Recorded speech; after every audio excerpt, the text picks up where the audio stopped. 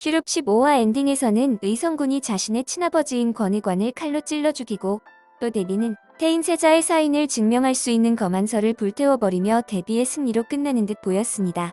그러나 오늘 최종화에선 데비가 시원하게 당하는 모습이 등장할 것 같은데요.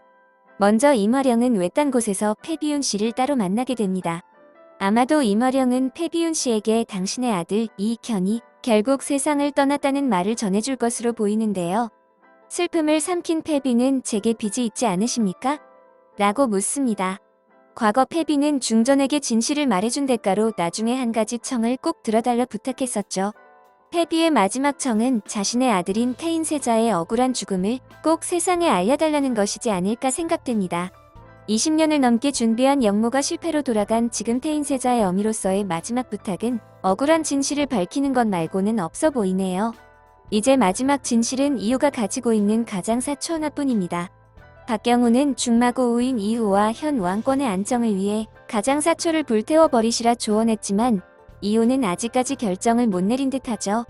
그런 와중에 중전과 성남은 옥중에 있는 토지선생을 찾아가 전하가 진실을 밝힐 수 있는 마지막 기회가 될 거라는 말을 합니다. 그 말은 토지선생이 태인세자 거만 당시 있었던 모든 진실을 세상에 밝혀달라는 의미겠죠. 그런데 아직까지 포기 못한 데비는 마지막 발악을 준비하고 있습니다.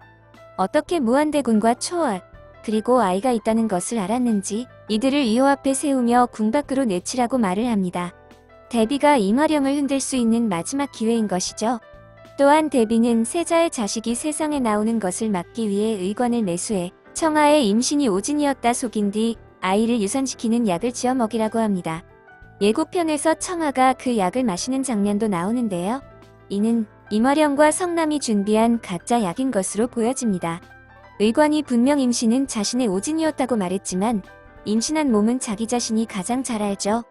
즉 생리를 안 하는 등 몸에 조금씩 변화를 느낀 청하는 임화령에게 이런 증상이 뭔지 묻게 되고 이 이야기를 들은 중전은 청하의 임신을 확신하게 될 것으로 보입니다.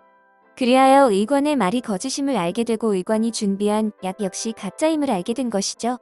마지막 중전과 데비의 설전이 오늘의 하이라이트가 될 텐데요. 설정 장면은 오전 선공개 장면에 자세히 드러나기도 했죠. 결론만 예상해보자면 결국 이호는 자신이 태인세자의 죽음을 외면한 모든 잘못을 인정하고 스스로 왕의 자리에서 물러나는 결말이 나올 것으로 보입니다. 아들을 위해 모든 악행을 저질렀던 데비는 아들이 왕위에서 내려오자 그 충격에 스스로 목숨을 끊을 듯 하고요. 이호의 뒤를 이어 왕의 자리에 오르는 성남은 자신의 아이를 낳고 또 궁 밖에서 숨어 지내는 원손을 다시 궁으로 불러들이며 행복한 결말을 맞이하게 될 듯 하네요. 오늘 준비한 영상은 여기까지고요. 재미있게 시청하셨다면 구독, 좋아요 부탁드립니다. 감사합니다.